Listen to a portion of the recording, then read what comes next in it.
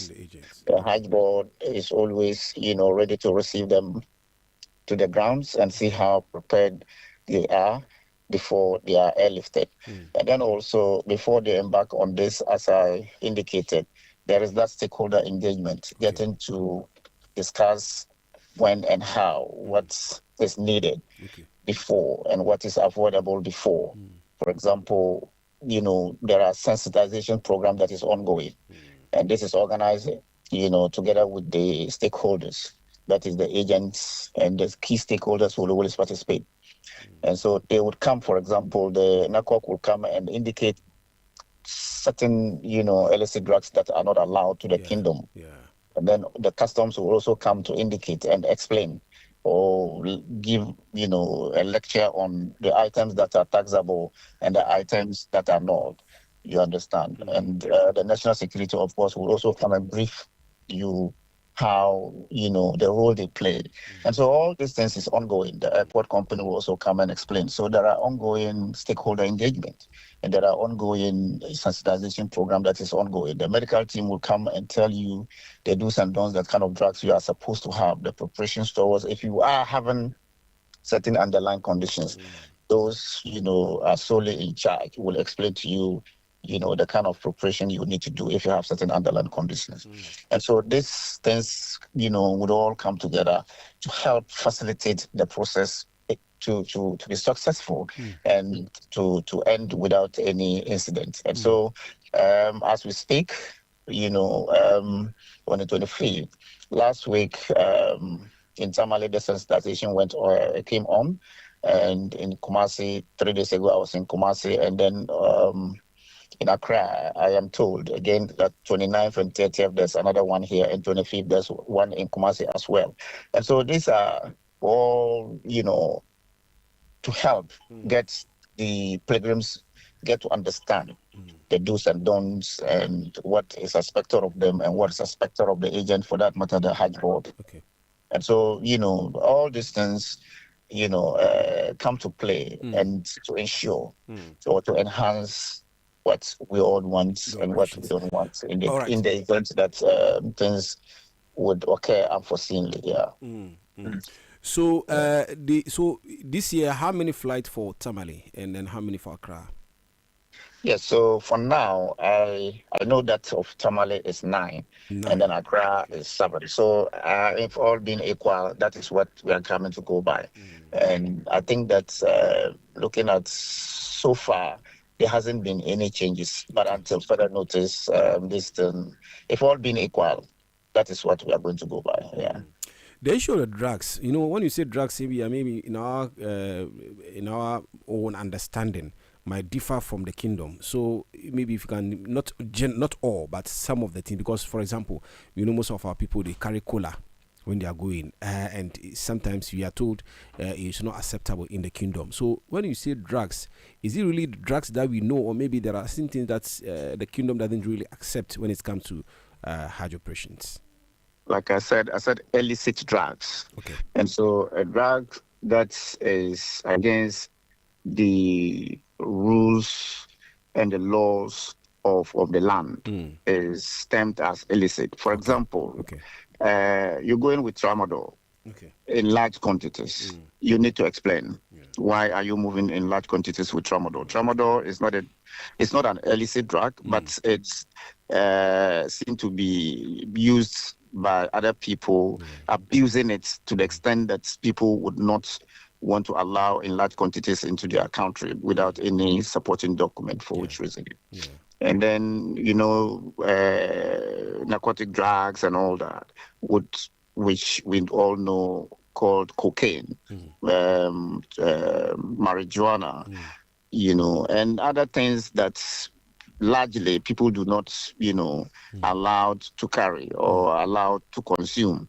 If you are advised to have certain drugs, you would have to explain why you are allowed to carry these drugs. And you also have to underline your reasons. For example, if you have some underlying conditions, and if you are probably a diabetic patient, there are certain drugs you need to carry. And if you are hypertensive, you know there are certain drugs you need to carry. So in the event they ask you all those things, because bear in mind there will be scanners, and once the scanner scan and then get something, they will ask you. Cola in large quantities, no. We all know cola is not a drug. Yeah. But in Saudi Arabia, they usually do not allow some in large quantities to come, because probably the assumption is that you are coming to sell. Okay. You understand? And so this all will be checked. And once you found against the laid down rules, I mean, you'll be charged and prosecuted. Yes, yes. So for that one, like they say, the sensitization and the orientation, do we really take it upon ourselves as maybe organizers of the event, of the process, to be able to create that particular awareness? Because for some of our elderly or old men who are with Mijin Guru or the normal Guru that we know, it's like they will always carry it along with them.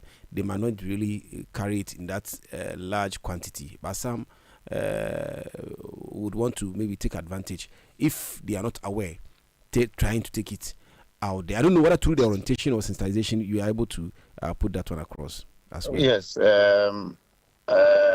this is part of the orientation process. Okay. They will tell you when you get to Saudi Arabia the laws of Saudi Arabia. Yeah. The Hajj board will also come and explain the restrictions on every pilgrim, the areas that you need not to pass, and the areas that is allowed, how you need to dress, your appearance, and for that matter, how you would have to comport yourself in line with the regulations and rules of the country. So Hajj board is solely responsible in educating the pilgrims, getting to know, the laws and the do's and don'ts of the state. The agents, in another way, would also have to tell you, in bringing together with some malams to educate pilgrims on how to perform your Hajj and what you need not to do in order not to be to be rewarded with all those intended purposes for which you are there. Now, you would get, like I indicated, the other stakeholders taking part to educate you. For example, the Saudi Arabia every year will remind the board through the Ministry of Hajj in Saudi Arabia, telling the board that, look, we don't need drugs in our country. We don't allow alcohol, drinks in our country. We don't allow A and B. And so when we come, these sensitizations programs, bringing everybody, and bear in mind, they are not the same people traveling every year. Yeah. And so you have new people coming on board. So there is that need for us to keep that updates, and then also getting to inform the new entrants, the new pilgrims. And so when they come, you will explain to them, nobody is saying don't go with your Mijingoro. But you can also tell me you are going with Mijingoro in a sack. You understand? You can also tell me you are going to consume Mijingoro one sack within 1 month. It's not possible. You are not also going to cola nut, 3 bowls or 4 bowls of cola nut. I mean, so when you get these things, they are all seized. For that matter, they even say don't bring it at all because you are not able to measure what the person is coming to consume. So the authority, the NACOC, and together with the customs, will seize them when they see you carrying them. And then there are other people who would want to take advantage with certain drugs that are not there in Saudi Arabia, trying to take large quantities. For example, you have antibiotics. If you come with many antibiotics that you want to go, they will find out, why are you going with these antibiotics in large quantities? It means that you are going to have a commercial business, not to perform hard. And so all of these things are being, told the prospective pilgrims that, look, there is that need for you to be circumspect. There is that need for you to respect the laws of the kingdom, so that at least there would be some kind of unity and peace going to perform your Hajj. Yes. Again, finally, for the medical team or medical screening, I don't know whether this year maybe would have some of them would rather be advised not to. I mean, pregnant women and then the aged people who you see physically, you could see that they are weak, but quite often we see people taking them without any assistance. I don't know whether you have any clarification on that. Yeah, so this is why some months ago we undertook some medical screening. Okay. Yes, so the kingdom directed the board that anybody who bring in should produce a health certificate. Okay. You know, the main focus was the physical ability to perform the Hajj. If you are not physically strong or fit to perform the Hajj, you'll be disqualified. Okay.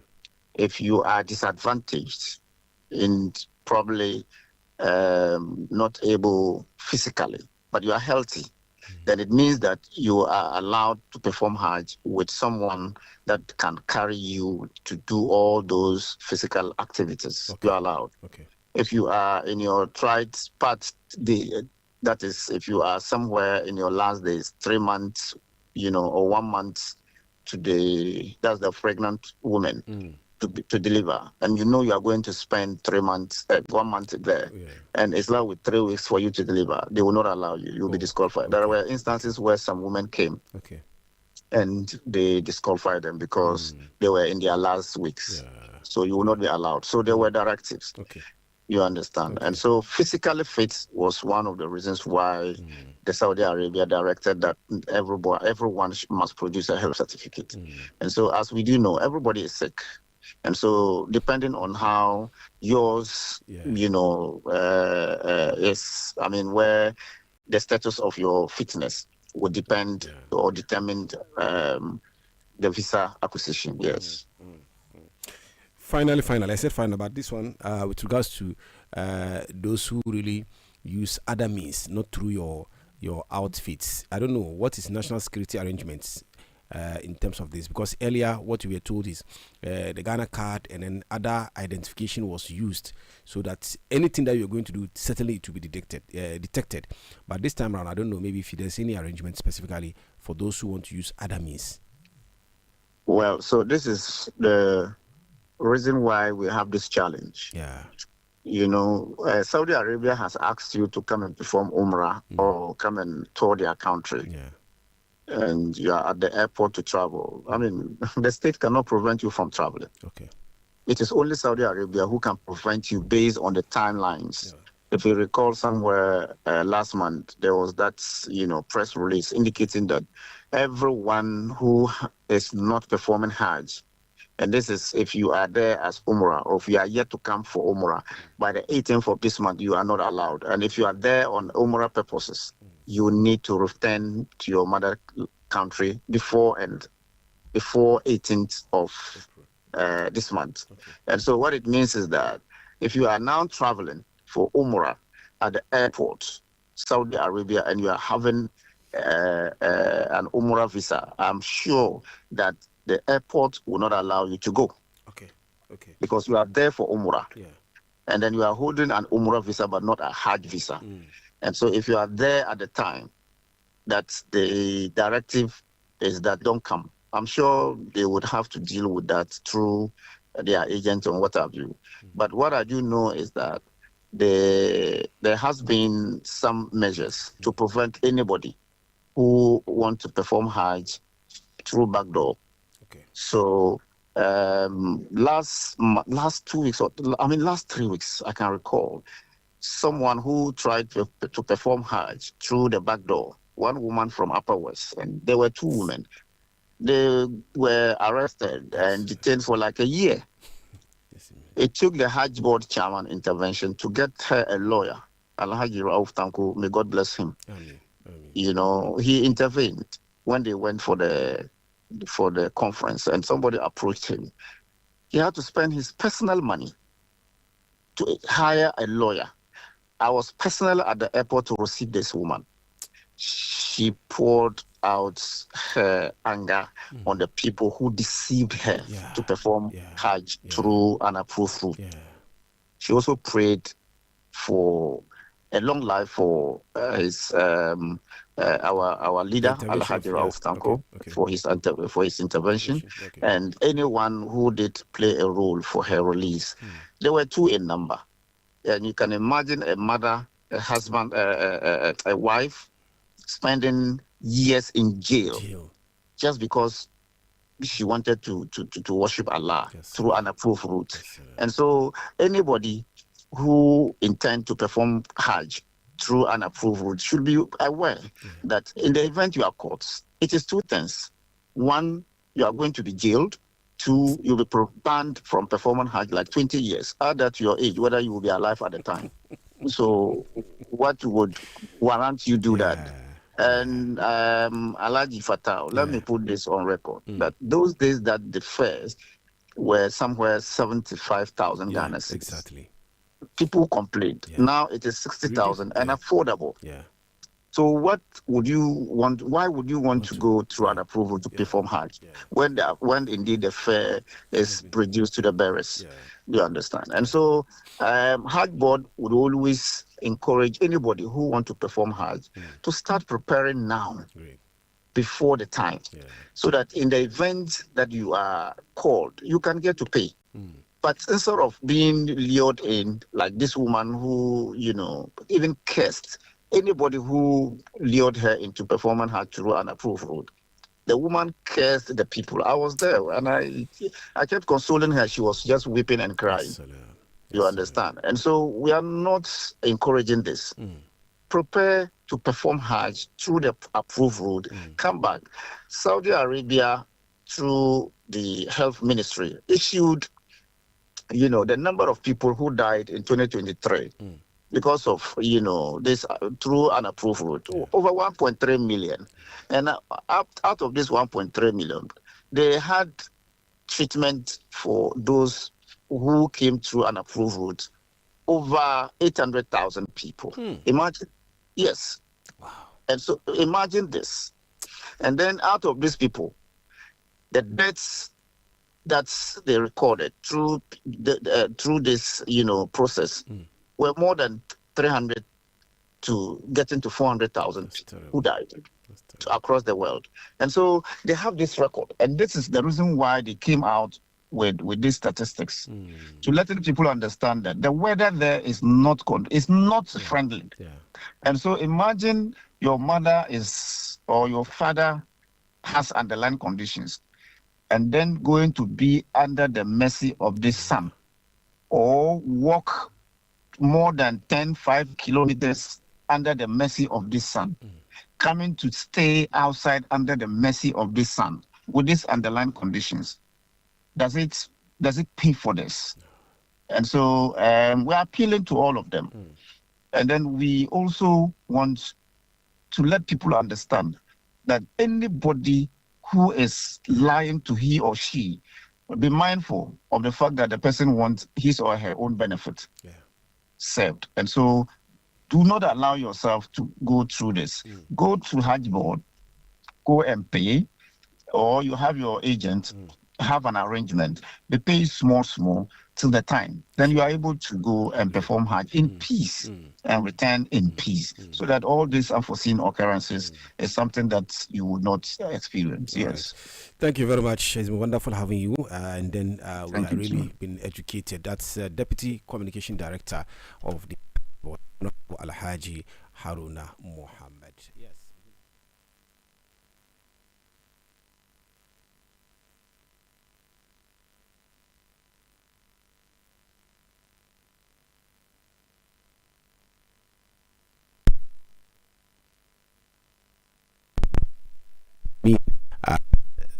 Lamti, yes, and that's a lot of people really commended for the initiative. So, inshallah, hopefully, we'll try to team for us for him to also